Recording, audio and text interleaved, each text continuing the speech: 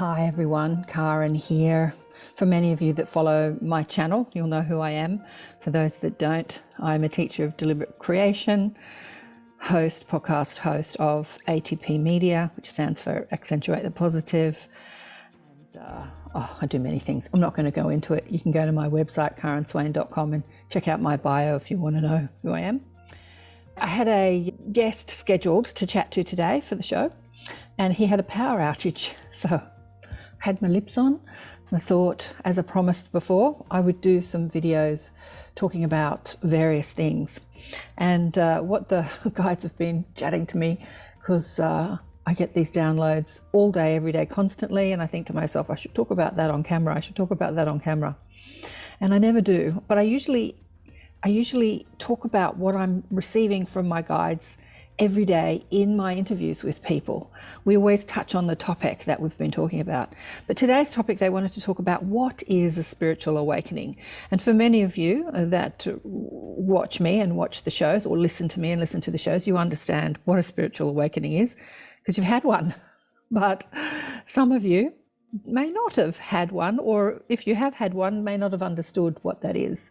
And I think that as we're watching the games, the fun games unfold in our world, and what do I want to call it? Watching the narrative, the rhetoric, the control dramas play out in our world, the fear, the lockdowns. I know that many of you know that I'm in Australia and we've been in lockdown for months, and it looks like we're going to be in lockdown for the next, probably until next year, I'd say. The fun and games, as we're watching the fun and games happen in our world, many of us are waking up. What are we waking up to? So a spiritual awakening can happen to anyone at any time. And I really believe that all of us come in spiritually awake as babies. I really do. And then we get conditioned or taught out of our natural instinct or our natural abilities. For me, a spiritual awakening is expanding our intuitive gifts and contacting subtle energy, which is the call of our source or the call of our soul or spirit, and having a communion and communication with that aspect of us, and not just the linear thinking mind or the ego's aspect of who we think we are as humans. So I believe that we all come in spiritually awake, like little babies are operating in this way. For the most part, they're extremely happy and joyous and loving life, unless they're starving or pooey nappies or sick. So this is who we all can be, but we stop being happy for the most part and loving life because we start disconnecting from that aspect of us, which is that connection or that strong connection to our soul. So a spiritual awakening is really about finding out that we are the creators of our reality, and that love is the guiding force that guides us throughout the cosmos, throughout our lives, and throughout lives when we're not in physical incarnation. And so it's awakening to the realization that love is who I am, and love is what I bring, and love is what I want, and love is what I give. Love is what I want to receive, and love is what I want to give. And all religion speaks about this. So why is it that many people that are indoctrinated into religion do not actually live this? And yet all scriptures, whether it's Christian or Buddhist or Hindu or any scripture, all speak about love as the guiding principle, or as the aspect, the dominant aspect of the creator. And I guess that where religion stops and spirituality takes over is that spirituality speaks about personal empowerment, whereas religion gives us a broad understanding of who we are as spiritual beings, and that there is a creator and life beyond this life in the form of angels, and that guiding principle is loving us and guiding us. It stops when it comes to personal power and how we can be the deliberate creators of our reality. As you know, I've interviewed or had conversations with many people on my show who have had spiritual awakenings like NDEs, whether they've been atheists or very religious or spiritual people.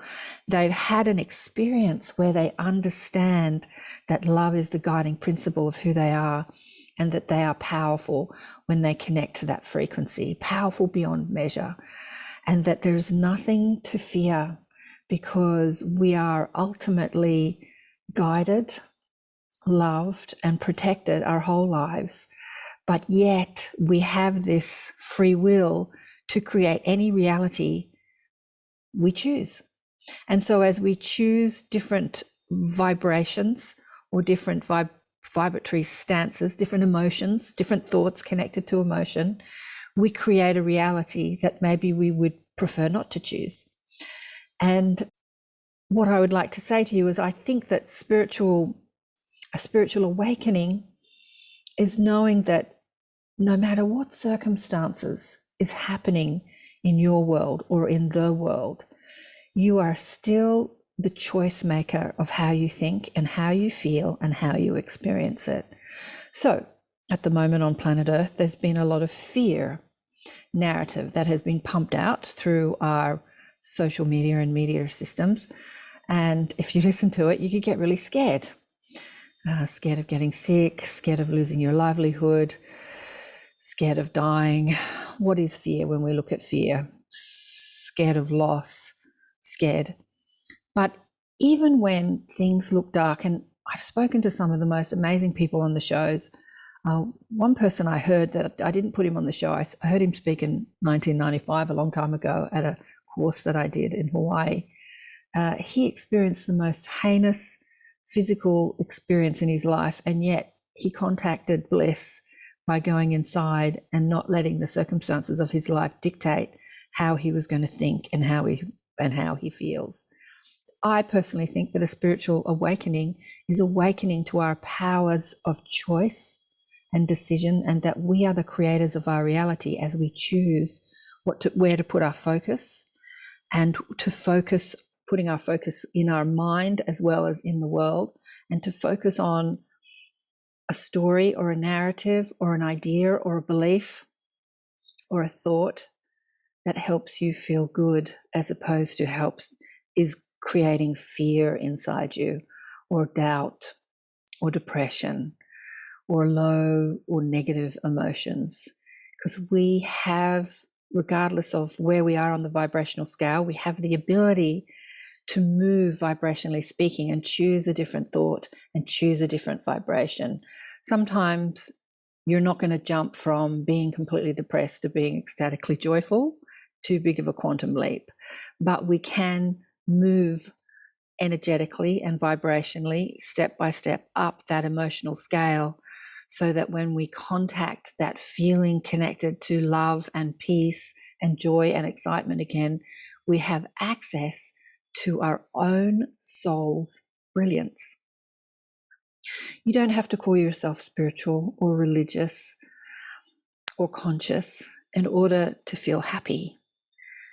And feeling happy or feeling good is feeling your source or feeling God. You don't even have to call it God, but we all have the ability to feel good.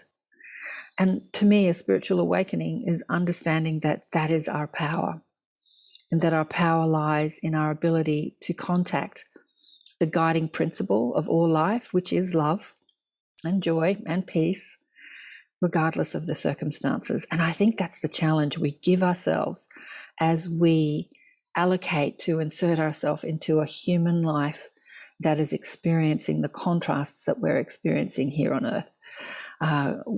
We've always experienced contrast or drama or problems, be it illness and death and divorce and depression, be it all the things that we can experience here on Earth. We elect to come here knowing that we're going to experience those things, and we give ourselves the challenge that even inside the drama and the depression and the disease, we can find ways to learn from it, to grow, to evolve, and then to reach out in service to help others learn, grow, and evolve from their experiences too. So a spiritual awakening is waking up to the remembrance that we are one. We come from a world, from a source of pure positive energy, infinite power, infinite intelligence, infinite creative potential. And as we live our lives, we move more into service to the other rather than service to self, because we understand that the other is the self. In the book's Conversation with God, which was a huge part of my spiritual awakening, I would say not awakening as much, I suppose it is awakening, but remembering. As I was reading the literature, as I was reading the words in the books, I was just having these aha moments like, oh, I know this, I remember this is my truth. And I think with all the shows that I put out and everything that I put out on the internet, that's what I want you to remember. I want you to remember the truth of who you are. Oh, I know this. I know that I'm brilliant. I know that I have creative potential within me. I know that I can have what I want. I know that I'm the creator of my reality, even though I've been told I'm not, and I have to listen to others and do what others say and follow the rules of others. I know that I can follow the beat of my own drum and create a world that I want to live in, that I want to create. I know it. And so it's really awakening to the memory of who we are. I don't say that anything I say is new to any of us, because what my guests say and what I say on the shows is really what our soul knows, what our soul can remember. Although sometimes it doesn't look like we remember it, because we go, wow, I didn't know that. But it just awakens this infinite possibility within us. Anything is possible. Years ago, I read in the Seth books, as I was searching and having my spiritual awakening, searching, questions. There are only 2 rules to life. 1, you create your own reality. And 2, there are no limits. So regardless of the limits that society or the world or governments are trying to place on us at the moment, we can create our own reality, and there are no limits. And as I'm watching much of the news on social media, or I don't know what to call it, because it's not news that's on our mainstream channels. It's undercover news. I don't know, news that's been suppressed, that's been taken off the major platforms. As I'm watching the rise of humanity, I don't always agree with what they're saying and what they're doing, but I agree with this rise up to feeling empowered when there is a global consensus that we are not empowered.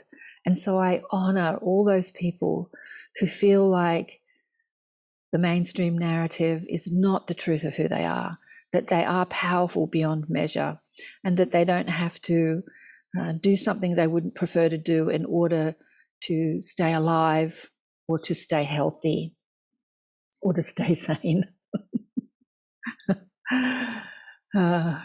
So I really see that what's happening in our world is this mass spiritual awakening, us awakening to the realization of our innate power, guided by our emotional guidance system. I'm seeing a lot, especially here in Australia, I'm seeing a lot of anger. And anger is a much more empowered stance than depression. Think about it. Think about the energy you feel when you're depressed. It's like you can't stay awake. You want to lie down. You feel so depressed. You're just devoid of energy. But think about the energy you feel when you're angry. You kind of feel alive and, like you've got energy. So on the vibrational scale, anger is a lot higher vibration than depression. It's still not going to get you what you want, though. But it's a bridge from the negative to the positive. It sort of says, I'm empowered. I don't have to listen to what somebody's telling me that doesn't feel right. I have the power to create what I want. I have the power to live the way I want to live. And then sometimes there's anger at people trying to stop you from giving you something that you perceive that you want. So there's a lot of anger. And I feel like anger is the first step in the creative process. It is the step where we're asking. It's like when we're pushing against something and saying, no, I don't want that. I'm angry at the violence in the world and the corruption and the child pedophilia and in the injustice and that, and the wars. I'm angry at this. I'm angry at that. There is this, as Esther would say from the teachings of Abraham, there are these rockets of desires that shoot out of us to have something else, something better. It's always the first step in the creative process. The second step is the orchestrate what you want, which is really not our place. It is the job of the universe and law of attraction, synchronicity, synchrodestiny, alignment of energy, bringing people and circumstances together to create. And the third step in the creative process is allow that orchestration to do it. Like when we relax and meditate and rest, we allow our body to reset to optimal health. There are trillions of chemical reactions going off in our body, all orchestrating perfectly in order for us to sit here in these physical bodies and breathe and communicate and do what we need to do. And we are not consciously in control of that. There is this infinite divinity orchestrating power that is orchestrating that. It puts the sun rises every day and the stars come out and the planets are all orbiting in space perfectly. There is an infinite orchestrating genius of the cosmos, of the universe, of the multiverse. And we need to trust that infinite organizing power, infinite orchestrating power is a divine power that we need to trust. It happens within our physical beings. It happens in the cosmos. It happens in all realms of existence. And we have to give that power, that intelligence, space in order to do what we would prefer in our lives. It can orchestrate to bring you circumstances you don't want, or it can orchestrate to bring you circumstances that you do want. And you're at power to be the vibrational alignment to what it is that you do want. So when you allow yourself to feel good, you rest and relax, you align with that infinite orchestrating power, creating a world that you do want. And I think that at this time, this precipice, this great shift on planet Earth, we need to remember that no matter what anyone else is saying, you have the ability to feel good and align energy to a future or a now that feels good, that is what you want. Ultimately, we all want everything because we think in the having of it will feel good. And we have the power to feel good right here, right now, depending on what we're focusing on, what we're thinking about, and what we're feeling. We have that innate power to feel good right now. All your power is in this moment. And so as you can find ways in which to feel good, you take back your power to create a world and a life that you want. So you awaken to your spiritual power of deliberate intent and deliberate creation. You are a genius creator. So what is a spiritual awakening? I believe it's awakening to that. Whether you awaken as an atheist and stay an atheist, or as a Christian and stay a Christian, or a Buddhist, or whatever, awakening to your innate power doesn't have to divide us in any way. A spiritual awakening is not segregated. There are many people that have commented on my shows, especially when I put Howard Storm on the show, who's a minister, Christian minister, many born-again Christians who say the New Age is like this separate religion. This spiritual New Age movement is like separate to Christianity, and they're at war, and they're like dividing us. You think that, and we think this. And there's no division when you have a spiritual awakening. There is no division. There's no religions in heaven. We as humans get to decide what we want to believe and think. And regardless of what that is, we are all unified and all one. We come from this one governing principle, which is love. Awakening to the powers of love and knowing that you are love. You are the power of love. Remember to feel it. Thanks for tuning in and listening. And remember, if you like the shows, please subscribe, like, and share the shows. And if you want to have a discussion, there's a Facebook group called the Awakening Empowerment Network.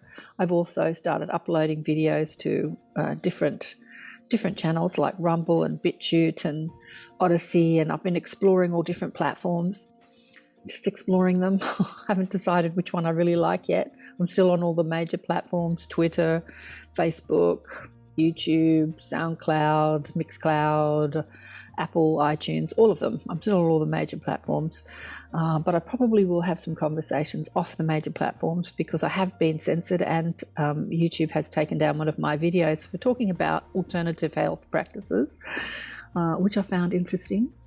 So yes, so check me out. I'll put some links with all my links underneath this video, and you can check out the alternative links. And thanks again for watching and listening. Love you all. Bye for now.